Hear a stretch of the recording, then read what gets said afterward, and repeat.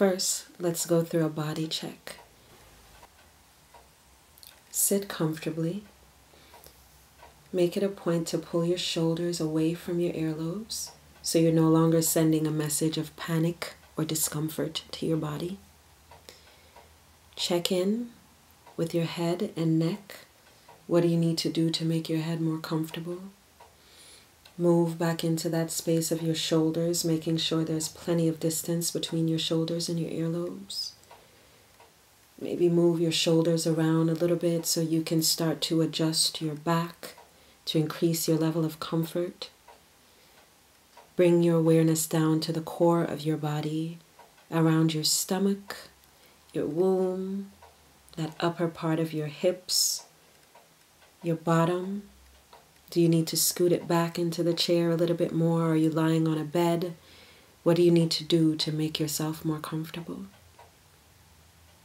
Continue sending that awareness downward towards your thighs, inner and outer, your knees, your shins, your calves, all the way down to your ankles, the tops and bottoms of your feet, your toes. Just imagine yourself as comfortable as you can be and do what you can to nurture that feeling. And once you feel really comfortable, imagine your physical self walking. I want you to picture your physical self. So close your eyes as you create this picture.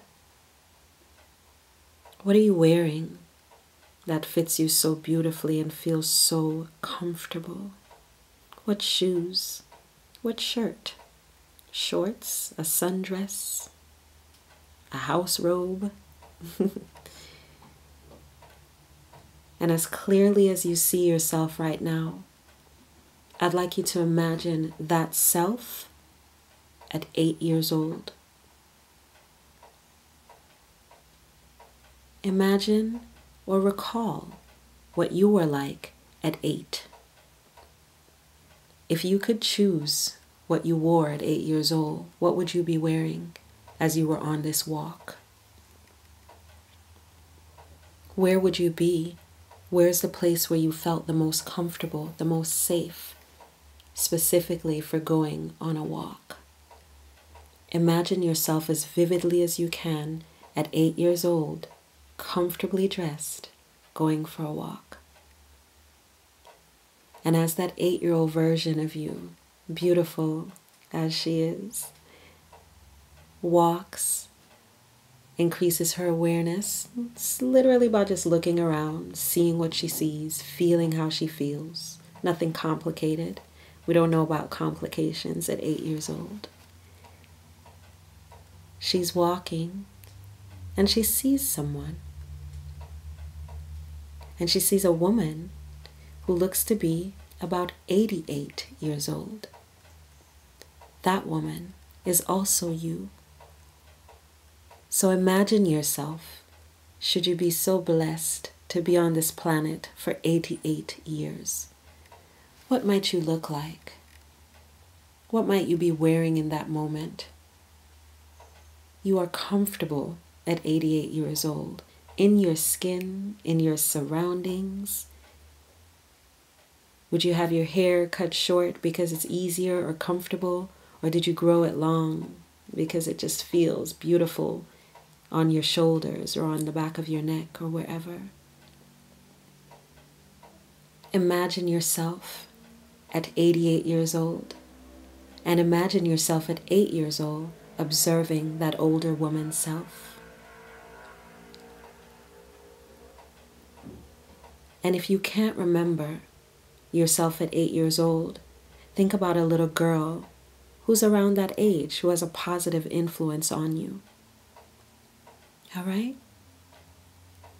So I want you to imagine those 3 versions of yourself right now. So we're talking about yourself as you are right now, going for that walk, and then yourself at 8 years old on that same walk, and then yourself at 88 years old on that same walk. And let's imagine that those three versions of yourself are walking through a forest. A safe, beautiful, green, lush forest. So all three of you, your inner little girl, your old woman self, and the woman you are today, and let's call her Sacred Inbetween, are on that walk. And those three facets of you are resources that you don't use enough. Not just your inner little girl and not just your old woman self, but the ones among us. You can observe little girls and you can learn so much about yourself through their practices, especially when they're young, like 8 and 7 and 9. My daughters right now are 10 and 8. And as I pay attention to them and the friends they have, there's so much that I recall about my own self, and it allows me to be both compassionate toward them and then also firm where I need to be, because I know what I needed back then, and I also remember in some instances how I felt back then. And you can draw on that same inner little girl resource quite literally by going back into your memory and recalling and picturing, envisioning, as we're doing now, that version of yourself.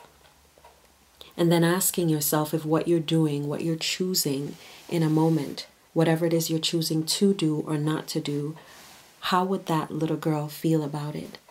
If your job as yourself now was to protect her, and not just physically protect her, but emotionally protect her, is whatever you're doing now in alignment with that need to protect and nurture that version of yourself? And there's no wrong or right answer, but it really is important that you explore that answer, because sometimes we find that our habits, the ones that we've created as we got out of that stage of being 8 or 9, those habits are serving something that really isn't about us. It's about some form of external validation, or it's about a need to feel like we are busy and doing the right thing, and that we are successful. You know, we place a lot of focus on that sort of thing, but at 8 years old, we're not looking at being successful. We are feeling ourselves quite literally. We pay attention to how we feel. And you, as an adult woman now, you can use the inner little girl version of yourself to reconnect with how you feel in each moment, and to prioritize how you feel as opposed to prioritizing what you do, right? And the same thing with the old woman version of yourself.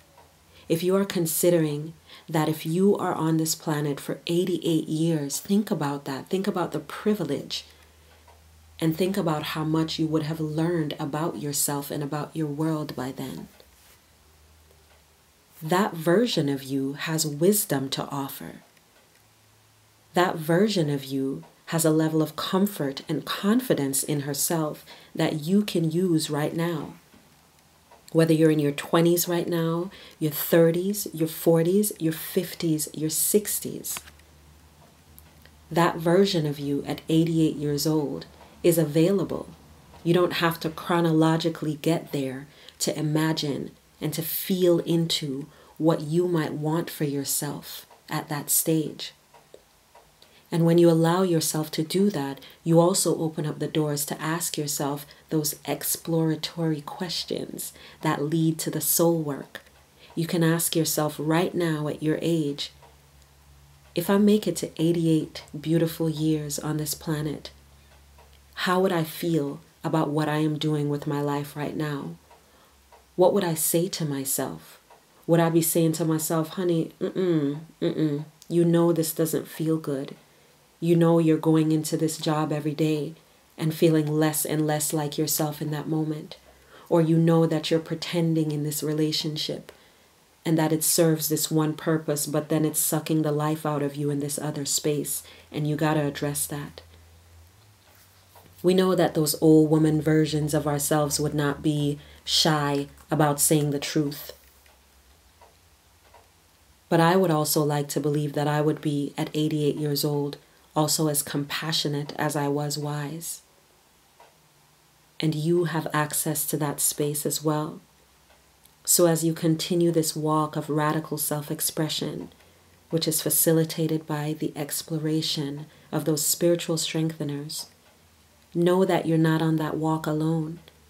Because when you call on that trifecta, right, your old woman self, your inner little girl, and sacred in between, you gain access to those life skills that keep you from going back into spaces and staying in spaces that don't serve you.